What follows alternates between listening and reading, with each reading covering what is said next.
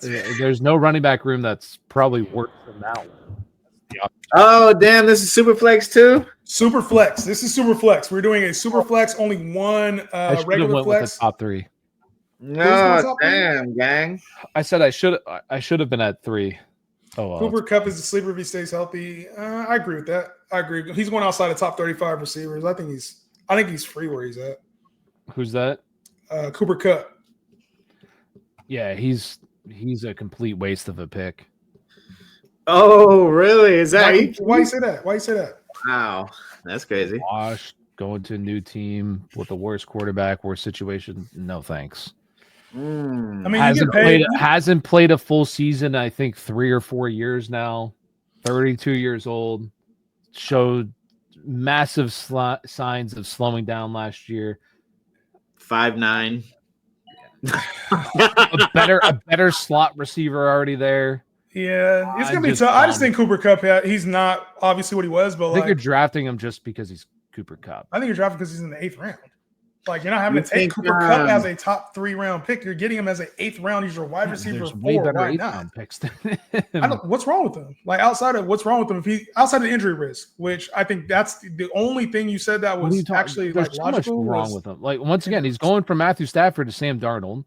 He's going from the one of the most stable teams right now in the Rams that knows how to use their players to a team that's Seattle and complete unknown. You think? Let me ask you something really quick. You think he's more of a product of like a Sean McVay?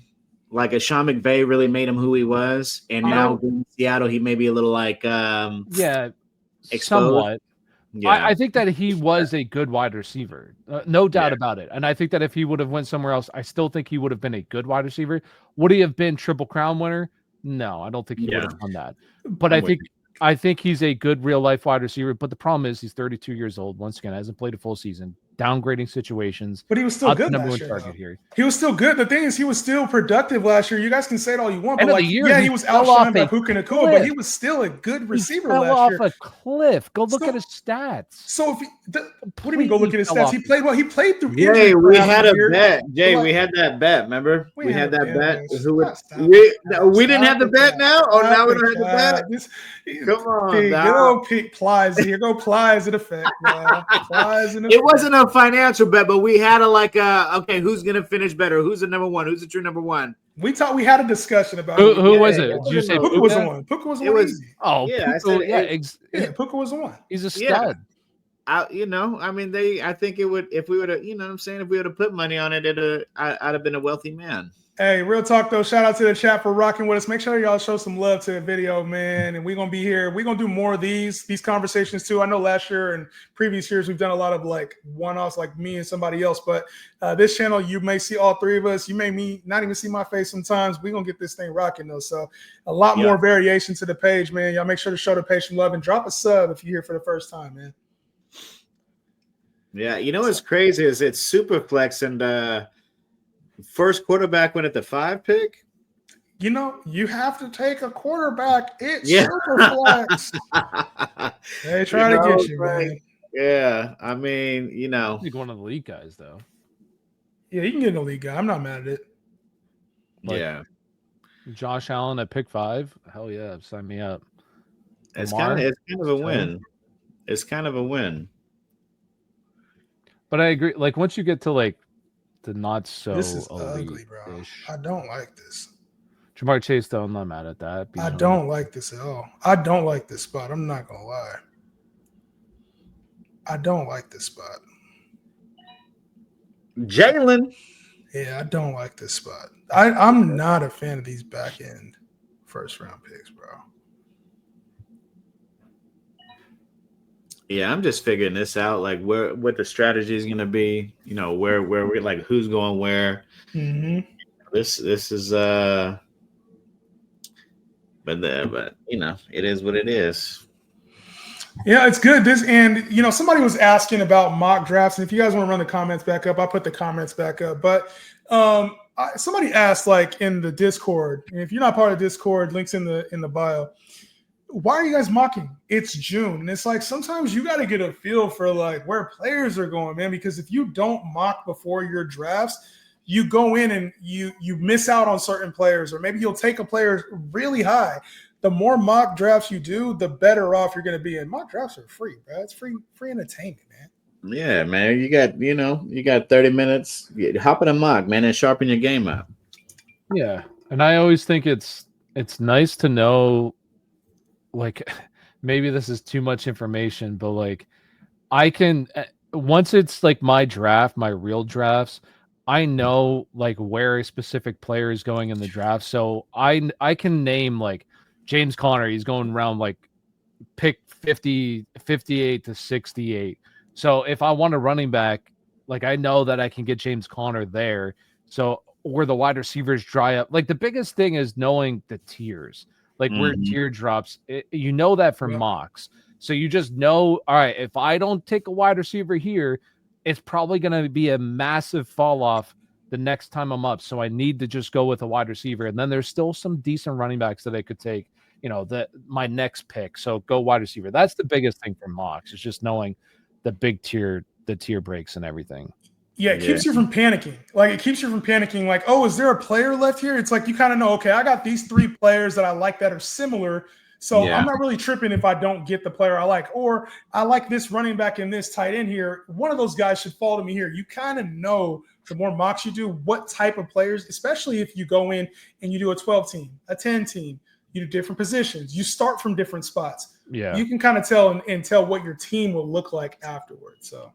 And when and where to reach too. That's a big plus. Yeah. Jahan, you're gonna struggle if I draft next to you here. I hate that. Tyler, let me ask you this, because you come to my draft sometimes. I've been at your drafts. P, I think you've been all over the place. But it's like when you draft with your audience, it's literally the hardest thing to fucking do, bro. Yeah. They take all your players, bro. Yeah. No, it is. I feel like it's intentional. Difficult. And it's even like one guy, I loved him last year, Chase Brown. And I would always have to draft him like a round earlier because everybody would be taking him, like all my followers. The same with like, I don't know, just other guys later in the draft. So it's like you don't even get your guys, so you're constantly having to take other guys that you may not even really like just because your guys are always being drafted earlier. I can't tell you how many times Bijan got sniped from me last year. Yeah. It's funny because like when I'm hopping in your draft, it's like these are a bunch of Jahan teams, and and your team is like the least Jahan team sometimes. I'm like, okay, all right. It'd be like that. How important do y'all think? Because when I mock draft specifically, a lot of times, people are like, oh, my team looks so good right now. They'll be like 4 or 5 picks in, and they'll be like, oh man, my team is unbeatable. And I feel like everybody's team probably feels like that. To me, you win in the middle of your draft. Like I feel like the start of your draft is so overrated, and drafting in general is very overrated. There's a lot of people that think, oh man, I won my draft, I'm going to win my league, or I had the best drafter. What was the draft rating that Yahoo gave me, right? Like everybody wants to see, did I get an A+ for my draft? And half the time those teams don't even make the damn playoffs. So my biggest thing is like, if you draft, just know that the legwork is done throughout the year. Like you've got to be able to make trades, make the right pickups, right waiver decisions. But how important do you guys feel like the draft is for your success? I think it's important. I think like Matthew Berry always said it the best, that you can't win your league on draft night, but you can certainly lose it. A guy that I loved last year, you took Breece Hall with a top 3 pick in fantasy. You probably didn't do very well last year, honestly. Yeah. I think there's certain guys that you draft that can be early on that just are staples. They don't have to worry about anything else. Yes, the middle part and even the end part of the draft is important, but I definitely think it's important, but it's not the end all be all. But I definitely think that you can draft a dud team where even if you're picking up some good players, like your team is maybe even toast. But I think the draft obviously is important, but I think if you're drafting a team to like, this is my team and all of these are my guys, and I have no intention on trading them, I think that's where even making pickups. Like you see people like that throughout the year, and maybe they just don't care as much. They're not as invested. They're not, tryhards. They're not making moves. But like if you're drafting your team and you don't make any moves, even just picking up guys and dropping them, then that's a problem too. Yeah, I feel like the draft, it gives you good building blocks. And if you hit on a certain player that gives you like maybe you found value on, I think that's where you could find the win. Where I think that people often tie their draft results is like, did I hit on every player?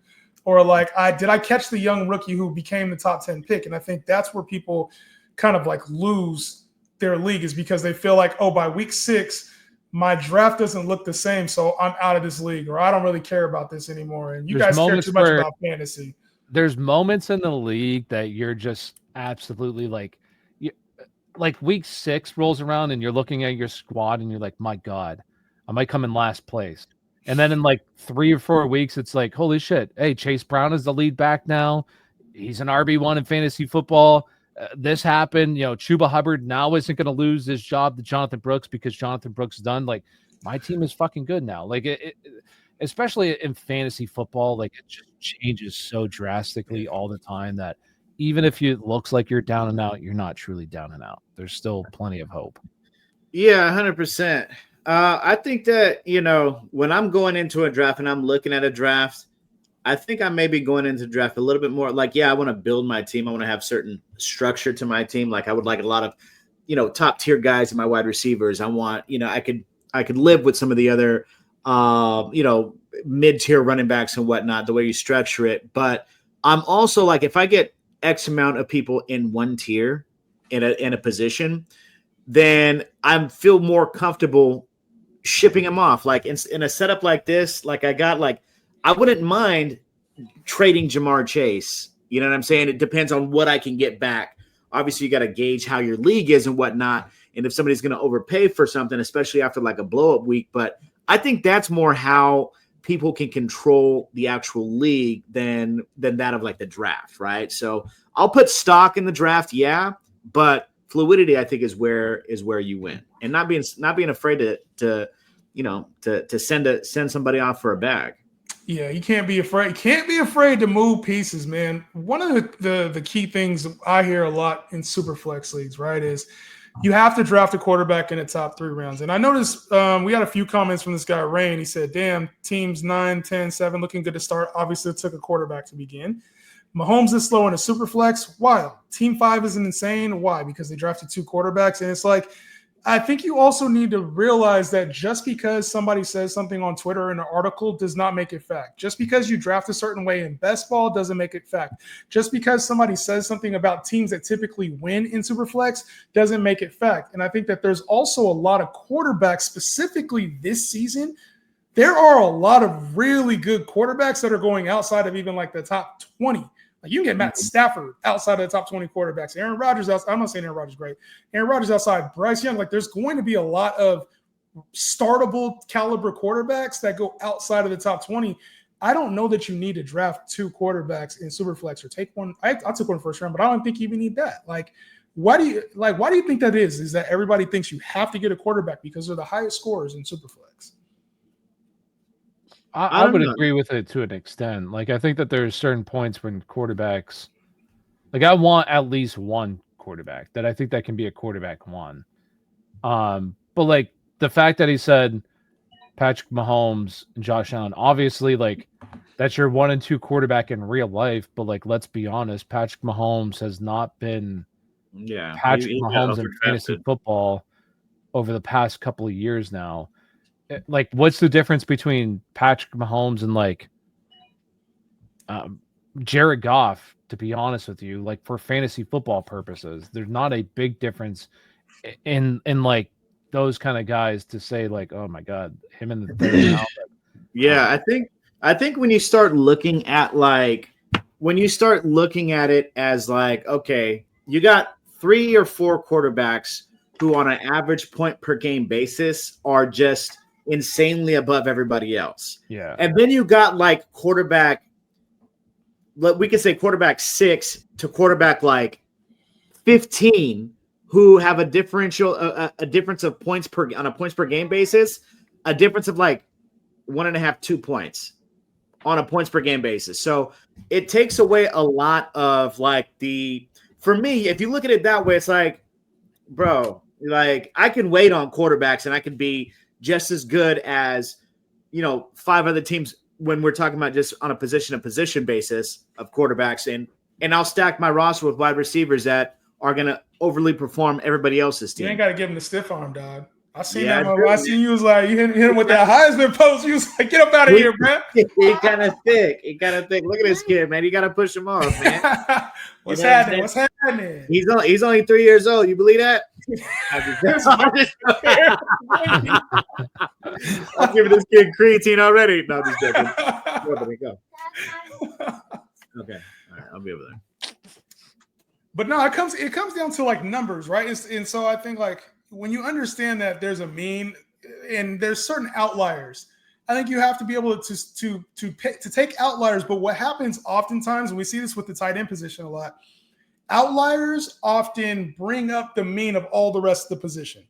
Meaning that the guys that score for quarterback, the ones that score 350 points to 300 points, now everybody feels like, oh shit, I have to draft a quarterback because those guys, when everybody else is closer to that 250 to 300 range, like you're not drafting an outlier. Why are you taking him early? So I think with Superflex, like there's a big point differential between, some of the top end guys. And I feel like that's not I feel like people just draft quarterbacks as they say you're supposed to draft quarterbacks, and it annoys the shit out of me. Fuck, man. You reach all the way for Kenneth Walker. All right, I see you. Why Kenneth Walker? I don't like Kenneth Walker as much this year, man. No, I mean, considering the other running backs that are there, I was pegging Kenneth Walker to be one of mine. But yeah, man, going against the grain more often than not is going to put you in a better position. If you're drafting with the league, if you're drafting how everybody else is drafting, you guys are competing against them. Whereas if you're zigging when they zag, oftentimes you're going to get significantly higher tiers of players in different positions when everybody's like, oh, there's a run on wide receivers. There's a run on quarterbacks. All right, well, I'm going to get the top, the top of the picks in the other positions. If I'm making sense. No, zig when they zag. It's the key to success in a lot of things in life. Shit, you feel me? Shout out to the homie Cade. What's good, Cade? How you living, bro? Hopefully all is well with you, man. Got to get you in the draft soon, bro. He said, Mr. Henry. It's Cade. Salute to you, my dog. Yeah, Cade's cool. Man, how y'all feeling about your start so far? I like it. I like my start at wide receiver. I think you reunite the Ohio State quarterback wide receiver combo right there with Garrett Wilson. I think Rashee Rice for a bounce back would be cool. I like his consistency, especially when you're picking at the end in the one spot. It's easy to go like back-to-back quarterbacks right here and just be like, okay, well, the top 3 picks, it don't matter because I got them at 4 and 5. So I think it's a cool strategy. Yeah, it's crazy because I think one of the things too I notice is like if I go, so like we drafted like this, and for Rain again, I don't know if Rain, if you're still here in the chat, but we drafted, right? So a lot of these guys are drafting similarly. Like we've been talking about this over the years, so they draft similarly to like we all think the same way, right? The audience that I have. But if we go to Tyler's drafts, Tyler, how many quarterbacks you think would have been gone by now? Quite a bit. We have 8. We have 7 quarterbacks off the board right now. The whole second round was no quarterback. That's crazy. But it's like you can be a disruptor now. Yeah, you're like your solid quarterback 2s would definitely probably be gone. Yeah. Like Bo Nix would have been gone 2 rounds ago. I'll take these. Oh, he's elite. Bo Nix. He's not elite. Justin Herbert. Hey, don't sleep on Justin Herbert, bro. The second half of last year, he was cooking. He's elite. Everybody's cooking. We can always. You can't throw a blanket statement out like that, like it's not true, though. You know what I mean? They started a crazy running team, the most running team, and then after like week 6, week 7, somewhere around there, they were like one of the most pass-heavy teams with no wide receivers. When the running backs got hurt, are you talking about? Then they go and invest in a running back in the offseason, 1,000-yard running back, and then draft one in the first round? Is that what you're talking about? Can you stop bringing up Najee? Please stop bringing up Najee. 1,000-yard bet. Just ass. Yeah, he is fucking terrible, bro. Oh, He was God, terrible. God. But I mean, Oh, my there God. were injuries there at running back, yeah, but the efficiency of which he was doing it with no wide receivers, it's something to be documented. Yeah, we're gonna get a J-Hen fantasy league this year. We need to get a big money league going though, y'all. With you guys. You know what I'm saying? We need a big money league. What's big? What do you consider big? 5. 5 is cool. 5 is a strong number. 5 5's is worth it though. Tyler said he's trying to do a 5,000, not 500. Tyler, you got 5 racks like that? Just to throw in a league? Not me? in a fantasy league. Although I'd probably win it, so I guess. Oh God. I know that's one league you ain't winning. Shit, no, on some real shit though, we do gotta get a money league going now. Yeah, baby. Travis Hunt. Oh, you got both wide receivers from the same team. I ain't mad at it. Oh, we're gonna go Trevor Lawrence coming next pick. Hey, you want to know what's funny? My very first league I've ever played in, I got so much hate for having both Fitzgerald and Bolden. That's because you're a Cardinal fan now. Nah. Beg. You see the helmet? That's autographed too. You know what I'm saying? That's autographed by Jerry Rice, man. Hey. Yeah, you helped out in picking that, Jay. You remember that? I know. Yeah, that's crazy. But you know what's crazy is I met Jerry Rice on TV one time. I seen that. Remember that? The Saints game was Monday Night Football. Actually, you can run that. You can actually run it. It's right before the start of the third quarter. If you watch the highlight, I should pull that clip up on a show one day. But it's me dapping up Jerry Rice, holding up this big ass sign right before the start of the third quarter after his Hall of Fame ceremony on Monday Night TV or Monday Night Football. You was reaching over hella people to dap him up. Yeah, I smacked somebody in the face. I was like, "What up? What up, Jerry? What up?" I ain't mad at it. Sometimes you got to, bro. You gotta make the moves, man. Damn, I'm glad I got at least one running back. Shit. Oh, come on now. Don't say that out loud, G. Damn. God damn. I got one more here. Damn. Well, there's still some work out here. There's some work out here. Yeah, I'll let you sift through that. What are y'all working? Oh, let me answer this one real quick. Actually, I'm gonna pick and then answer it. What are you guys working on right now? Anything you guys got going on in the summer right now? Yeah, I'm just building up my real estate business. Okay, bet. I gotta do what I gotta do, man. Networking, mingling. I'm got to get it out here in the San Diego market. Just doing fantasy stuff. That's all I'm doing right now. Y'all are boring, man. You just need to focus or something? No, I just need to focus real quick. I need, you know what I'm saying? I thought y'all had something for me, man. You know what I'm saying? Y'all are boring though. Y'all are boring. I thought y'all were entertainers, bro. Nah, I'm a moneymaker, man. I ain't mad at that. Listen, Kane came in and said, "What's the training camp, by the way? How does it work?" So, for those who don't know, this year will be the inaugural fantasy football training camp. And what this is basically like a draft guide on steroids, a conference, virtual conference for anybody to attend. If you get tickets, fftcamp.com is where you can get your tickets.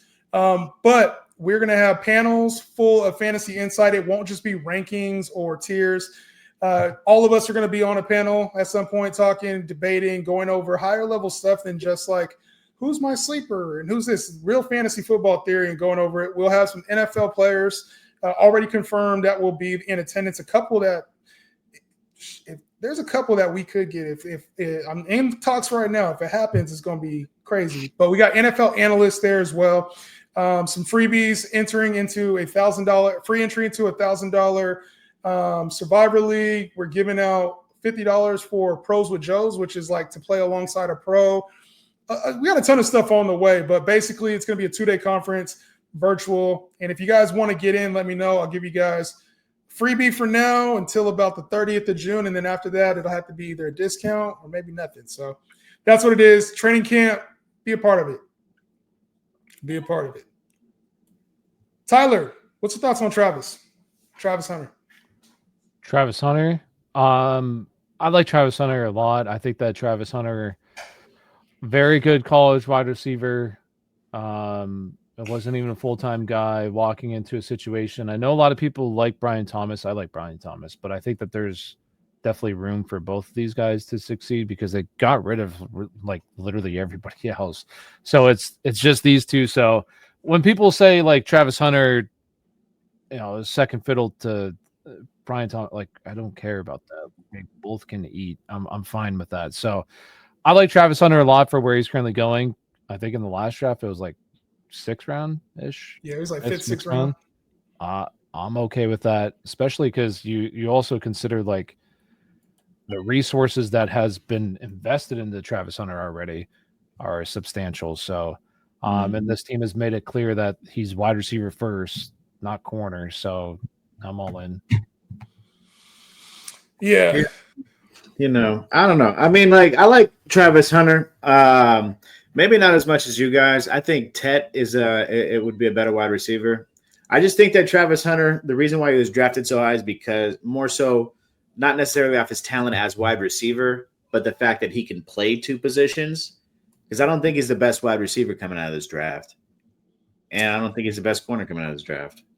He's got big play written all over him. I think he's going to be more valuable in real life and more superstar-ish in real life than he will be for fantasy. I think he'll have some mega weeks, but I kind of feel like he's more of a shiny toy than he is like a useful fantasy asset on a consistent basis. I see him having some real big splash weeks, like a 25-point week here and there, but like I could see some duds out of like 0 catch days out of Travis Hunter, which then it becomes when do I start him? And I don't know if I don't agree. You say he's not the best. He just won the Bolitnikoff. He's the best wide receiver in this class, easily. I think he's a great receiver, but I think. I mean, I don't know. I think Tet's a better wide receiver. Just watching him. I don't know. I mean, Travis Hunter had better stats than Tet this year, and he playing both sides. Like I think, me personally, I think Travis Hunter can be a superstar wide receiver. Like I think the potential is insane because he wasn't even a full-time wide receiver. And like the one thing that I'll say about Travis Hunter too is just like the athleticism is on par with any other wide receiver in the NFL, like your elite guys. Like the way that he can go from 0 to his full speed is insane. Like the athleticism is insane. I called him Rookie Odell. Like that, he reminds me of Odell. Like I think that's what he is. Like I think that's what he can be. Like I think that there's just insane upside. I will say, Ted McMillan might be better suited just because like there's a clear path for him to be the number 1 target on his team. Obviously, Travis Hunter, you got to compete with Brian Thomas, who was phenomenal last year too. But I like both of them, and for where they're both currently going, like I'm all in on those 2 guys. Absolutely, your wide receiver. Typically, every single year, you're seeing a wide receiver 1, a rookie wide receiver 1, or finishes a wide receiver 1 in fantasy football. Like it's these 2 guys. Yeah, is one of them is going to be a wide receiver 1 in fantasy, so I don't mind either one. More than likely. Way more wide receivers than running backs, I think, this year, Jahan. Yes, I think running backs dry up very quickly. Yeah. And I think if you don't have, by the time, not in Superflex, but in regular drafts, if you don't have 4 running backs by the time round 8 comes around, I think it's ugly after that. Like by 8 or 9, I would say round 8 or round 9. I don't know. I think it's ugly. I know you like all the rookies, so. Well, it's not even the rookies. Like Travis Etienne goes late. That's probably the line for me is like where Travis Etienne goes. Travis Etienne, Ramondre Stevenson, that right there outside the top 32 backs is. But like that's late. Like you say Ramondre, and I honestly don't even mind Ramondre. But like Tony Pollard goes later. Like he's going 7th round ish. Why is Brian Robinson going so late? Brian Robinson is going late. You can even argue like. You say you don't like Jane Blue. That's fine. Javonte Williams goes late. He's an RB1 for the Cowboys. So, like, I think that there's the only pushback that I'll say is like the wide receiver talent, like your very, very good wide receiver talent dries up really quickly. And we see it every single year with the running back position. There's always these later kind of breakout. You can say the same thing for wide receivers. But once again, I just look at this class. Last year, the wide receiver class coming in was very good. And we saw, I think, 4 guys finish as wide receiver ones. And maybe it was 3. Just 3. But so Pollard, Etienne, Najee Harris, and Javonte Williams all went before round 10. So round 9, Javonte Williams went at pick 3. All the rest of them were either 8, 7, 6, whatever. So after Javonte Williams, it was like Cam Scatabo, you got Zach Charbonnet, Tajay Spears, Bigsby, Rico Dowdle, Rashad White. Like, that's the land. I'm like, I want to have at least a few secure. Before that land, yeah. I see what you're saying. But I would say, like, the same with wide receiver. Like, I would rather have a few wide receivers. Like, I'm not looking at the mock for what we just drafted, but let me pull it up. Like, so we just drafted. So, like, would you rather have Ricky Pearsall or Travis Etienne? Travis Etienne? Yeah, like that's the thing, is that I think the wide receivers, like the good wide receivers, kind of dry up a little bit quickly compared to the other guys. So that's just why, like, I think that there's some, even like you mentioned last time, Jordan Mason. I think Jordan Mason's like fine. Like, I think that there's some good running backs to target later on in the draft, where the wide receivers are just like, yucky. I don't want any part of D-Hop. No, thank you. But whoa, we don't tolerate D-Hop slander over here. Listen, he's a legend. Well, kind of legend, yeah. He's one of the best wide receivers in the league for a long time, but the end is, I mean, you know, if D-Hop's, I think, is a good bench Jay guy. Hedden, I think you're muted. Yeah. Can't hear you still. I still can't hear you, but I don't know. I think D-Hop, new place right here. Look, I wouldn't put it past him to get like 907. The only problem that I have is, like, I can't hear you still. I'll keep talking until I hear you. I'll run the show for you. Yeah, run the show, Ty.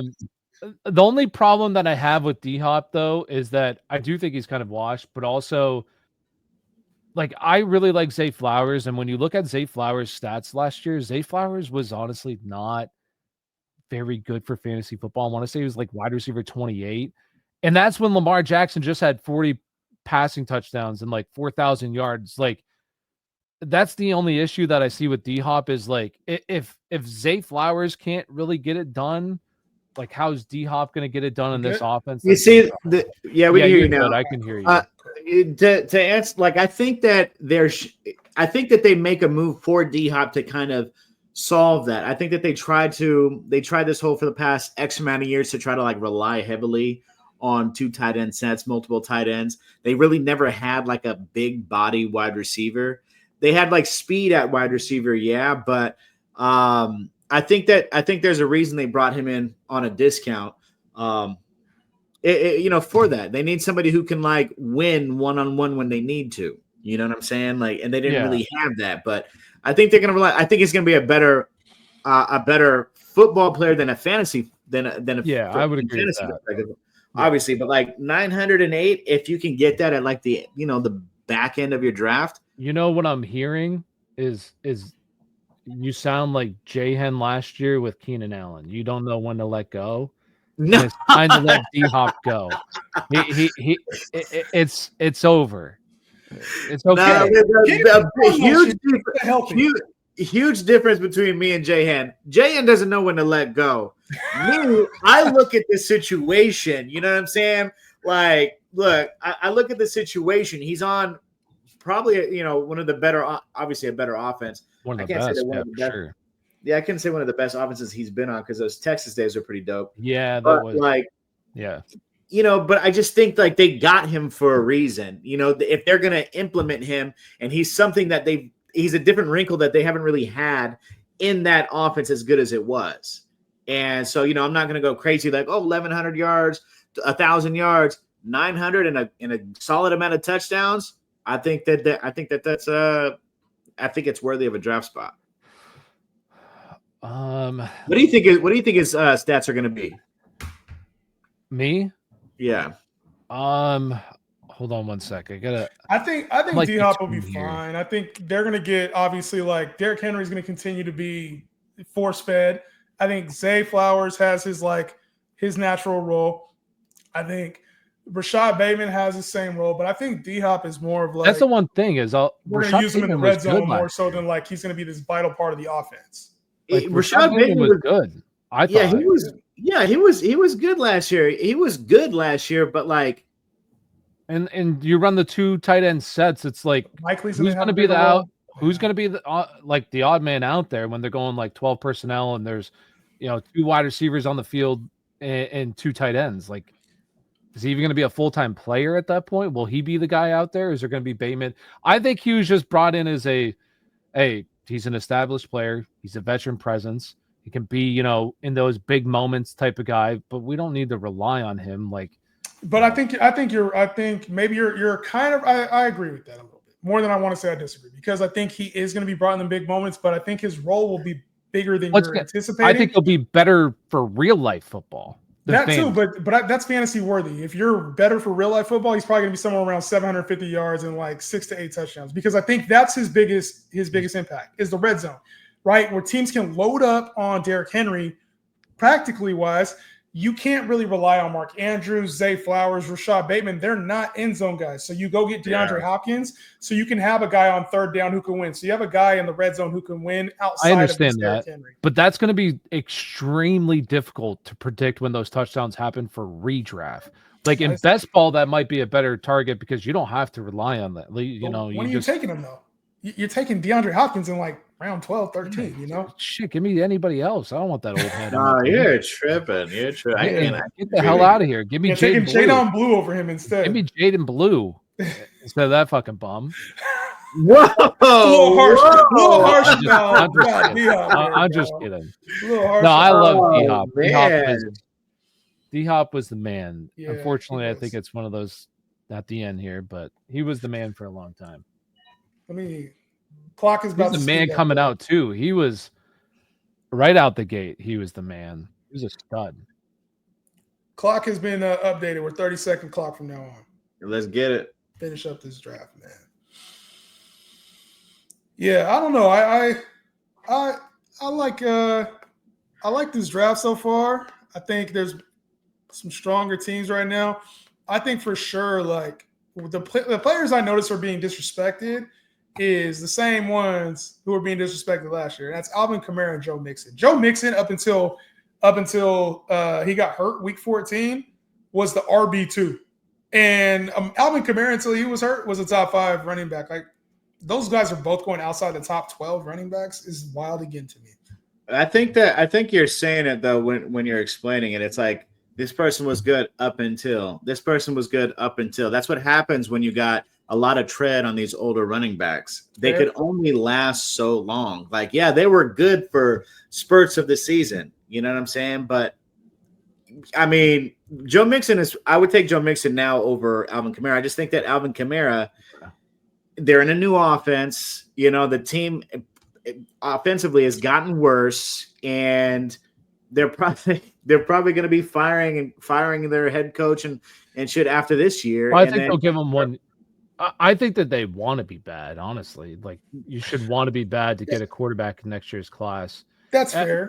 I think that's fair. Both y'all are fair on that. But then what about these other running backs that are being disrespected? When you talk about like Breece Hall, Josh Jacobs, Kyron, do you think that those guys are being a little disrespected right now? No, for sure. I think that there's – when I was sitting down and I was trying to do my RB rankings, I think that there's just so many good running backs like inside the top 15 like this year, the top 12, like top 13, that I don't know if I would want to go with another running. Like, the way that I start my drafts this year, it's usually like 2 running backs in the first 4 rounds, and then I just skip out until we get to like the Travis Etienne's and then start loading up there and just draft the wide receivers. So like for me personally, I just skip out on the Kamara and the Mixon just because I usually go wide receiver in that range, because there's just so many good running backs early on that I'd rather have. Like, the fact that Josh Jacobs goes in like the 3rd round this year, is insane. That's like crazy. He is a guy who just had 350 total touches on one of the league's best offenses. I want to say he had like 15 touchdowns. Like Kyron Williams goes in the 3rd round. Yeah. Like what? It's wild. It's wild. That's it's insane. Kyron guy. There's a lot of value. A lot of value this year. There's just some really good running backs that I like to target early on. And I don't hate AK as long as it's full point PPR. It's fine. I'd rather have Joe Mixon over him. But there's some. I know you don't like to talk about it, but we kind of talked about it. The Chubb signing is. It could be. I don't want to say significant, but it could. I mean, it could be. You dropped the effort. It could be significant. Like he's a good running back. Yes, we have to see what he looks like coming off the significant injury, and maybe he's not himself. That's 100%. But there could be a chance where he's pretty good, and it hurts him. Yeah, I think that. I mean, it's when you talk about like Josh Jacobs, Kyron Williams, and whatnot being disrespected. Of the players, I mean, like this is a super flex league, so we can kind of take the quarterbacks out of it. But of the position players, who would you take those guys over in this draft that got drafted ahead of them? I think Gentry's still going high. Like I'd rather have. I feel like if Ashton Gentry had a Kyron Williams or Josh Jacobs season, we'd all be like, "Damn, he had a great season," or even like a Brock Bowers. Like I think Brock Bowers. He lived up to where we drafted him at. I feel like, bro, if you took Ashton Gentry and he had like 1,200 yards and 10 touchdowns, you'd be like, "Damn, he went off this year." Like, so I feel like for him, like if he had 1,007, would that surprise anybody? No, it wouldn't. That'd still be a really good year for Ashton Gentry, like a rookie with 1,000 yards rushing. So you're saying you would take Kyron over him? Kyron, Josh Jacobs. I look at the running back position in tiers, and I think like there's a clear top 3. We talked about it, like a clear top 3. That's tier 1. Then I think tier 2 goes honestly to like, I know you don't like him that much, but Bucky and Breece Hall. Like there's so many running backs in that tier 2 that Josh Jacobs is in there. I'd rather take Josh Jacobs over Garrett Wilson, in my opinion. Now, like for 3 wide receiver leagues, that could be a discussion, but rather have him over there. I'd rather have Josh Jacobs over Jonathan Taylor. Like I feel better about the receiving upside with JT and that offense, I'm not like touchdowns upside. Like it's in conversation. Like I don't want to say for sure. Yeah, I'm not definitely in conversation. Yeah, they're close. They're close. Like they're in the same tier. Like I think it's all like. I think Josh Jacobs just gets a lot of unnecessary. I don't even want to say hate. He's just good value. Like because once again, there's so many good running backs in that 1 through 12 range that it's just like. He's a workhorse running back. Nobody likes Josh Jacobs because how he did him in that fantasy championship that one year where he said he was playing and then he was like, "Oh, I don't care about the fantasy guys." Like that's why everybody. And people are also just like, he was bad the year after that monster season he had. Yeah. Like he wasn't very good, so people. Josh Jacobs is like top 10 every single season. Though. Yeah, literally every year. I want to say Josh Jacobs has been outside of like 1 year. I want to say he's. Let me see. I'm about to pull it up. In half-point PPR leagues last year, he was high. He finished higher than Devon Achane. Because damn near every so 8, 11, 3, 28, and 6. And this year he only played 13 games. Yeah. And that offense was abysmal that year. Yeah. Did I say he aims for more long runs this year? Ripping off more long runs? That's crazy. Damn, I'm fucking up. What else is new? Your team is ass, dude. Your team is ass. Not, bro. Your team is ass. RB2 is a little rough. Yeah. You said team 2 the wide receivers are nice. Those 3 wide receivers are good. What? Them 3 receivers is mid. Who are you talking about? Wide receivers? No, he said team 2. HD vibes. No, I said his wide receivers. Oh, my bad. I thought you were talking about team 2 for some reason. I'll take my white ass. You know what? Obviously this is a second draft. Instead of going back to back QB, I'll probably snag one here and then like a running back or one then another wide receiver. Yeah, because there's still some work here at QB that I could. Yeah, you should have took a back. You should have took at least one running back right there. Yeah. Well, the thing too is that like his followers don't draft quarterbacks. I feel like if this was a regular Superflex league, you would have had to go 2 quarterbacks there. This is regular. What's wrong with this one? this is not how a normal Superflex draft is going to go. See, this one. Let me get one of your drafts, bro. Let me see. Okay, you go in a normal Superflex league.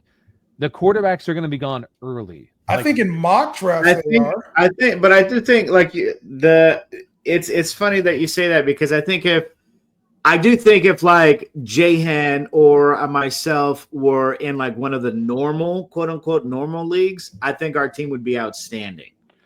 Yeah. I'm just saying for you, I'm saying that you should have gone 2 quarterbacks there. I'm saying in a normal Superflex league, it would have been the smart thing because the quarterbacks would have dried up at your next pick. I don't think that all those guys would have been available. Oh, I see what you're saying. Okay, I got you. Like that's what I'm saying. I think so, but I also have been in leagues where like I've been in a lot of fantasy leagues, and I think that there's always it's like divided. So you can play in a league where there's like 10 teams that all want to take quarterbacks, but I played in a lot of Superflex leagues. Half of the people think that way, and then there's another half who doesn't. And you know what ends up happening when the money is on the line? Those people say, oh, shit, I took quarterback too early, and they start panicking. They'll go and they'll be like, oh, let me get C.J. Stroud early. And then they're realizing, oh, shit, I didn't need to do that because nobody else, the other 6 teams look stacked compared to mine. And then they start panicking. So I think it depends on who you draft with. If you draft with like, and I don't know who's watching, right? If you draft and all of your friends do that, that's fine. But I've seen a lot of leagues where it's more divided, where it's like maybe half the teams think that way and the other half don't. And I see those teams that took a quarterback in the first round really start to pivot in like that third, second round. They're like, oh shit, I messed up. You could tell. Yeah.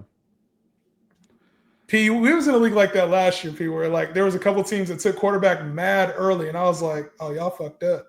Yeah. It was really like me, you, and like one other dude, Bodacious. Who was going heavy wide receiver in the first like 3 rounds in a super flex. Bodacious, I know. And don't get me started. But he won the league. Hey, but he did right though. Well, no, he got number 2. The dude with Achan ended up winning the league. Achan, I feel like Achan might be power. Yeah. Gabe said, are you rocking with the squad? Toker Jones, Jefferson, Taylor, Brees Hall, DK, O'Dunes. Oh my God, yeah, I'm rocking with the squad, bro. Hell yeah, this is elite. I wouldn't say that. Yeah. You wouldn't say that? I would say it's a pretty good squad. It's good. It's pretty good. I don't know. Where's he weak at?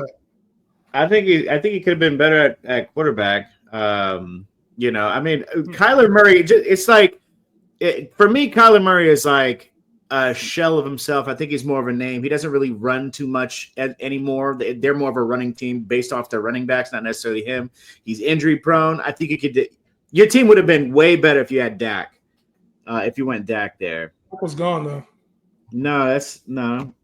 Yeah, Dak was on the way. Dak was taken right before him. Or even Caleb Williams. Yeah. I think it's pretty good. I just don't like Rome personally. You don't like Rome? No. No, Rome is about to take that next step, bro. And there's just that offense has so many mouths to feed. So hey, by the way, Toker, I don't know how you do it, but like I feel like I draft with you in a lot. You're in these drafts a lot, and I feel like you draft better than I do. Like I'd be like, you take my advice, like you draft a very similar way to I, but you draft better than me. You said already that you like Michael Pittman. Yeah. You like Hollywood Brown. This is a J-Hen team. This is a J-Hen team. Yeah, this is a J. I think it's a very good team. I do think it's a very good team. Njoku. Yeah. I feel like he takes what I says and implements it, and I'll be like, damn, like your team is fucking stacked. Like, come on, son. That team is lit. It is a good team. I'm looking. It's not a bad team at all. Hollywood down there in the 11th, like, yeah, that team to me, that team is stacked. I gotta take your guy, Ty.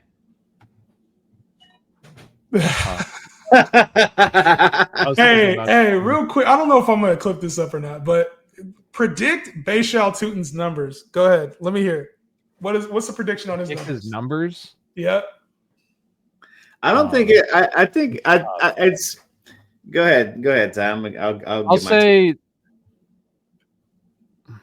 I'll say 750 rushing yards. Hell no. What? You think way less than that? Yes. I think he'll be. This is what I like. I All right, think let me get in here. It's a if I was time going to set his over under, I would set it at like 375 yards. I think No. where his value is, You can take that line. I'll give you that line on the over. I'll take the over on that. Easy. What are Well, you how putting much? down? How much? You tell me how much. What you want? Tell me. 375 and a half. We'll call it 375 and a half. 375 and a half. All right, I'll take the over. Give me. We'll put 100 on it. 100's good. All right, deal. 375 and a half on base shot. One thing that I'll say is, once again, Liam Cohen likes running backs that can catch the football. Tank Bigsby is ass. He cannot catch. That is where Tank Bigsby is going to be the odd man out.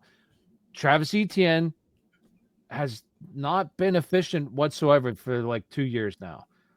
I think Travis Etienne is the guy. I like Travis Etienne. But Bayshaw Tootin may have the most upside here. Here's what I think. If he can keep the ball. We got it, bro.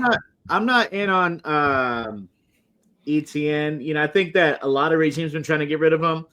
I think for as good as he is catching the ball, he's not as good running the rock. You know what I mean? Between the tackles, I think that where Tootin's value is the fact that it can either be a floor or it can be a huge boom based off of the talent that they already have there, lack thereof, and the regime that has drafted him, and the fact that he is like physically wise, like he's huge and he runs like a 4.3, right? Like he's the talent is there. You know what I'm saying? So it can be a huge boom, and getting him as late as you can in the drafts, I think you could do a whole lot worse. Yeah, we'll see. It just comes down to like I think one of the big problems he had in college was he had, I want to say, 9 fumbles. Yeah, he's got a fumbling problem. If he doesn't hold on to the ball, he won't play. Like it's that simple. But I do think, kind of what you were saying is the rushing. He could be this team's. It could be very reminiscent of last year with like Rashad White and Bucky Irving, where he's just the better runner between the tackles than Travis Etienne is. So he's the preferred rushing back, where Travis is the preferred, more of the Rashad White role. Maybe 700 was a little. It just comes like there's going to be a back that's going to have 700 rushing yards in this offense. I don't know which one it's going to be, but there's going to be one of them. You're just betting on him being like the starter. I don't even know if I like Travis. That's my I like taking Travis because Travis is at least like proven. I think that people he was the RB3 just like 2 years ago. Like people forget that kind of stuff. Like he was very good in fantasy football, and that team fell apart down the stretch along with him. But he was a top 3 back in fantasy football. Everybody kind of forgets about that. Yeah. I'll let y'all take. How y'all feeling about your teams, man? Feel good? I'm not mad at it. I could have went earlier on running back, but I'm not mad at it. I don't mind my team. I wish I would have probably gotten. Yeah, I just had to go. I felt like Trey McBride was falling a little bit too far. Yeah. So I wanted to take him. I wish I would have had maybe another running back there in my top 6 picks, like one more running back. Yeah. But Trey, that's kind of the one thing you have to kind of sacrifice is if you're going to draft one of those tight ends, you're just going to be a little bit short on your like wide receiver 2 or running back 2 spot. And I feel like that's the one spot, but McBride was just falling a little bit too much. I felt like I had to take him. I feel like I like my squad. I got some good floor and upside. Only thing I didn't realize is I got both Tampa receivers, which I have a tendency to do because they're both good values most of the time. But I like my squad. If Godwin obviously needed to be healthy, and I wish I got another receiver instead of taking another back with those 3 picks that I got back there. But I like my squad. Yeah, I like your squad. It's not a bad squad. I feel like Tucker Jones had a good squad. Mm-hmm. I liked his team. Yeah, I like that team right there. This one? Yeah. Yeah, this is a good team too. Like I like the running back duo. You got two good wide receivers too, and then you get two good quarterbacks. I mean, I personally would not have went with CJ Stroud. I would have went with a different quarterback. Yeah, with CJ Stroud, but like you went early. I would have went with like Dak, Kyler, Dak, even had Dak and Drake May as my two quarterbacks, and I think that would have made the squad better personally. But like if I could just switch that pick, I think that would be one of the best teams personally. Yeah, that's a good squad. That's a nice squad. Yeah. Even that squad right there, I like the big boy because you got good quarterbacks, 3 good wide receivers. I don't like all those tight ends though. Yeah, you gotta hope the rookie running back tight ends.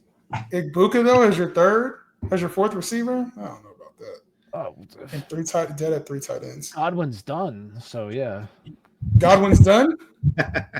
Dang. Yeah, we're gonna see how these combos go mid-season, bro. Let us know if you guys are watching, rate the drafts in the comments. If you guys are watching after the live session, rate the drafts in the comments. Who's your favorite team? Let us know.